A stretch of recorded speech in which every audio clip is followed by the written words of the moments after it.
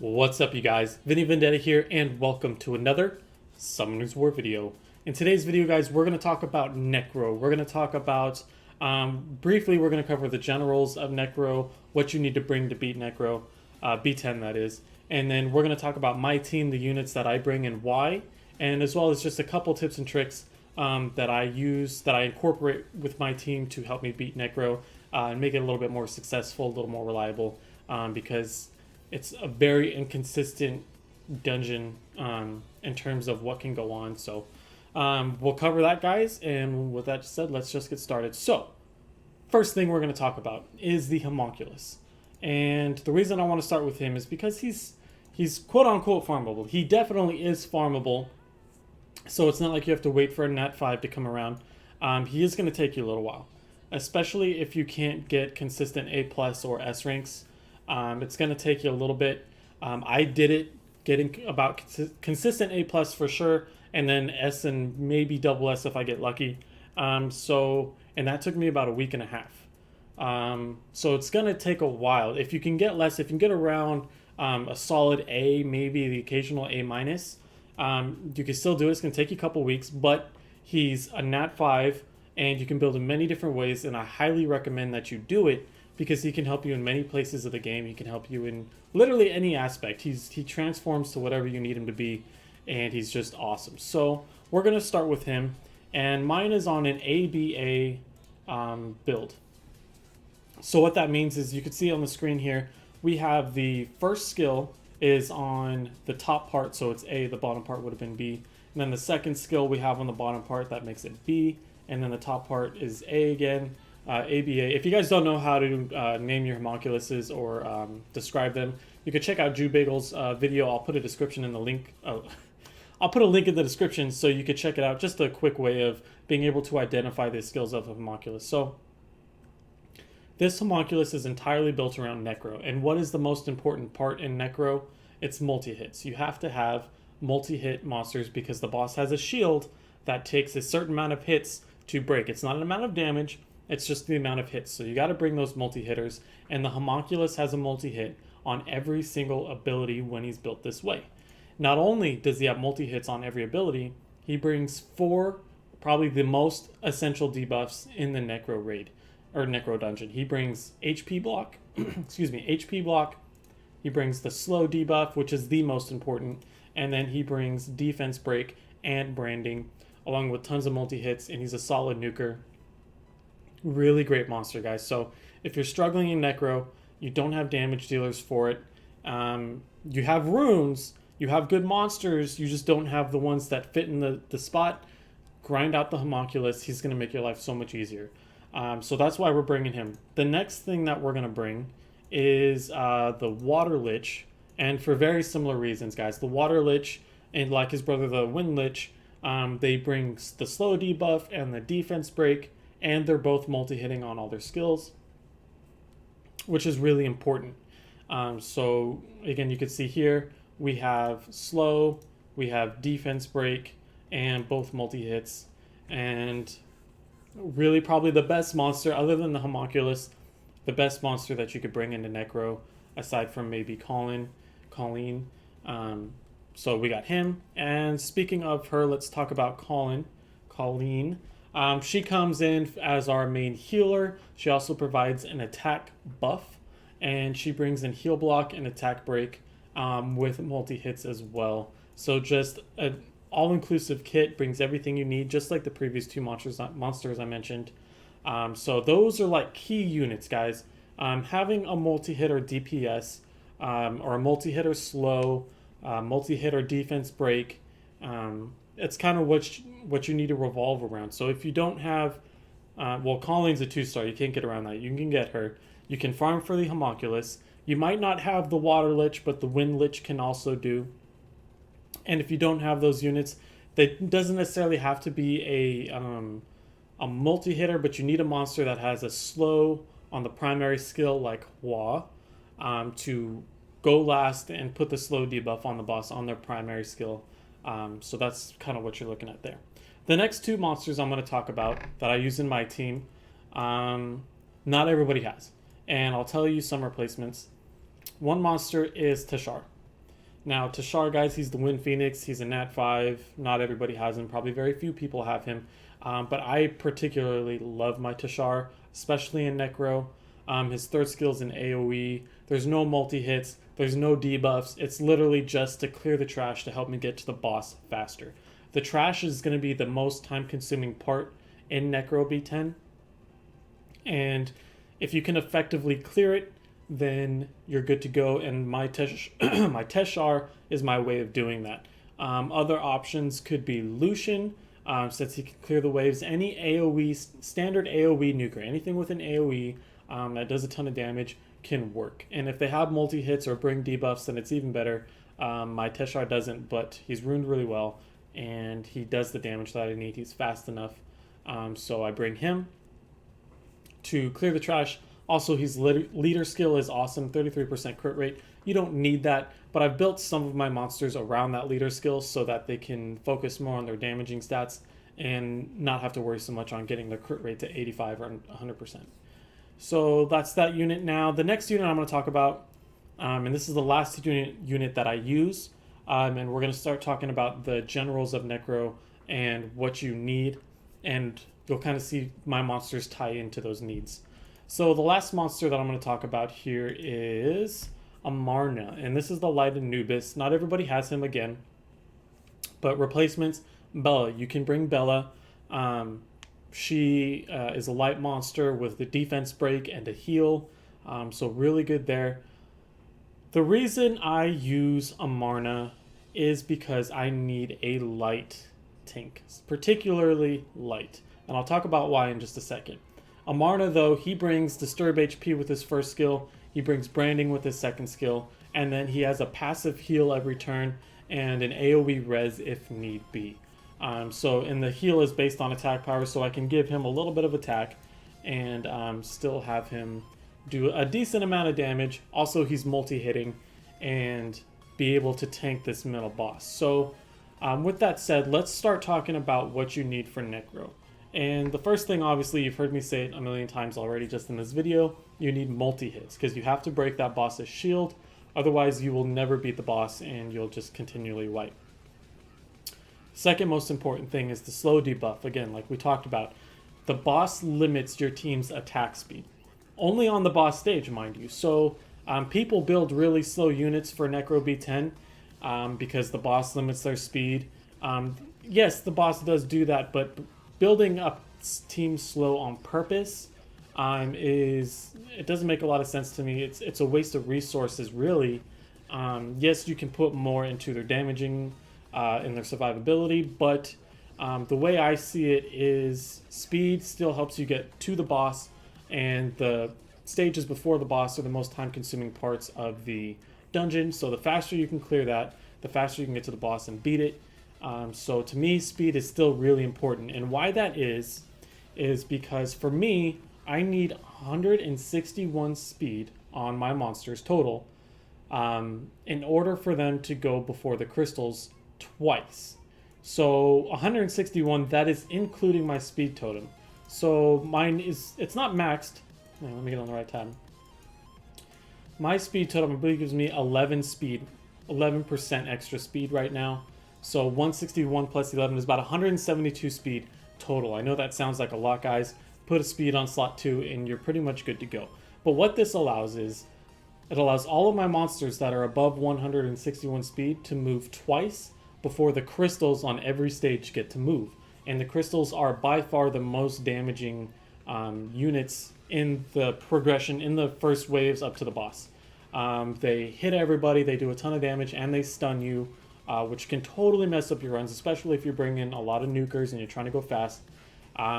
It'll totally mess up your run. So, with that being said, I have almost all of my monsters in my run above my 161 speed. If you don't have a speed totem leveled at all, it's going to be about 172 speed is what you're looking at. So, my Lich is my slowest one, and I'll talk about why that in a second. But we have Colin over 200 speed. We have Tashar 173. We have my Homunculus 169. My Amarna is 174.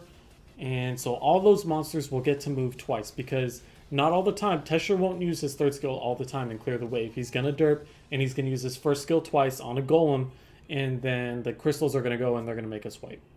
So that's why I choose that speed. You don't have to go for it, but I feel if you're struggling and you find yourself wiping a lot on the trash waves because the crystals are messing up your team, if you get to that 172 speed, then all of your monsters will move twice. I never wipe prior to the boss, because the crystals are never a problem. With 4 of my monsters moving twice before they ever do, even if they're focused last, they're still going to die before they get a chance to move. So that's my note on speed. The second note on speed that's really important is your turn order. You absolutely have to have your person applying your slow debuff go last. If you have your Hua and she's 190 speed, but your healer and everybody else is 160, 170 speed, and your Hua goes first and then everybody breaks the shield and you don't have anybody to apply the slow debuff, then you're screwed.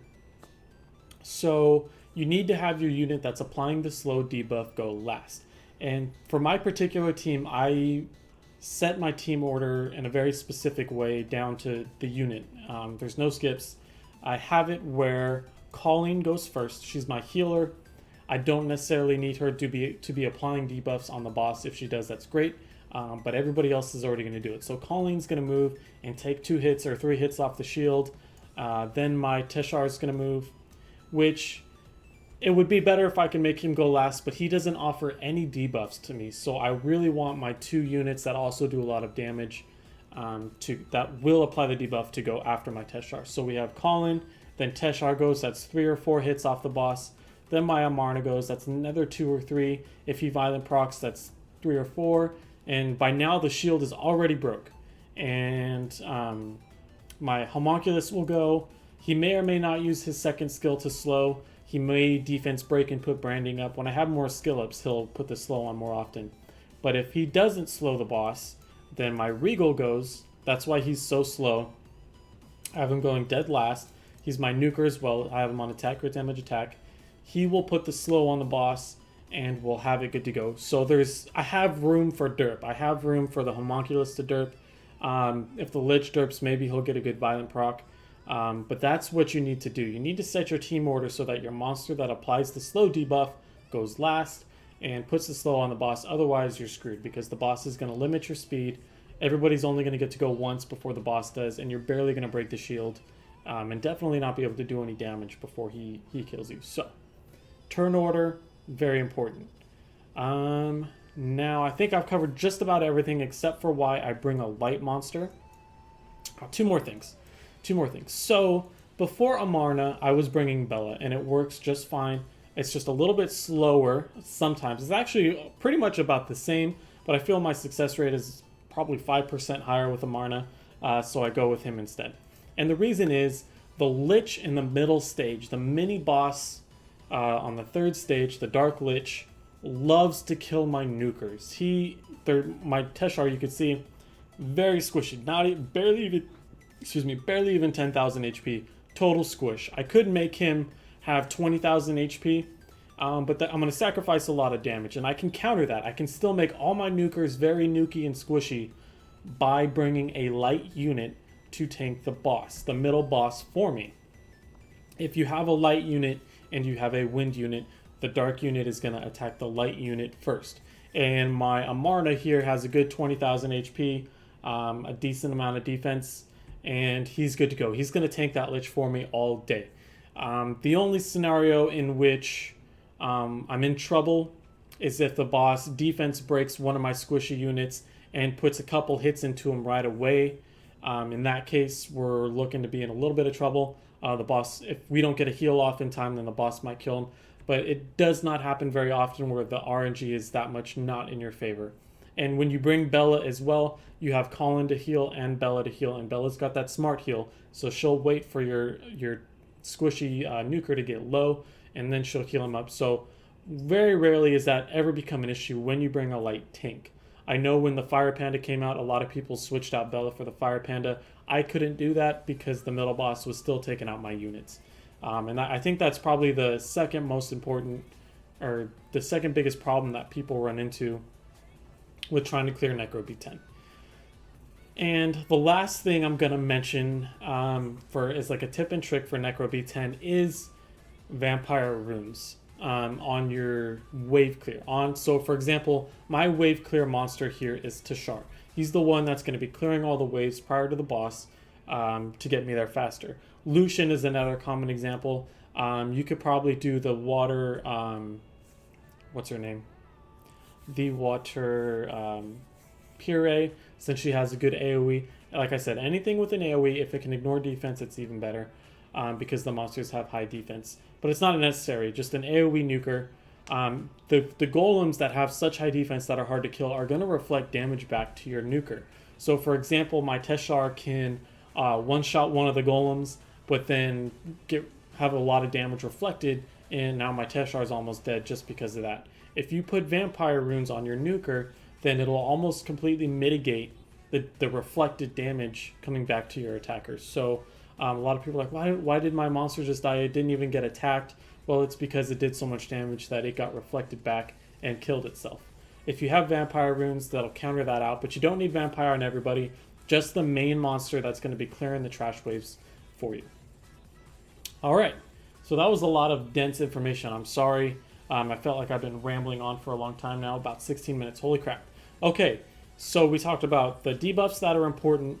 We talked about the team order, the speed if you want to go faster than the crystals, bringing a light unit to tank the middle boss, and vampire runes on your wave clear so that they don't die from the reflected damage. With that all said, let's do a run so we can see it in action.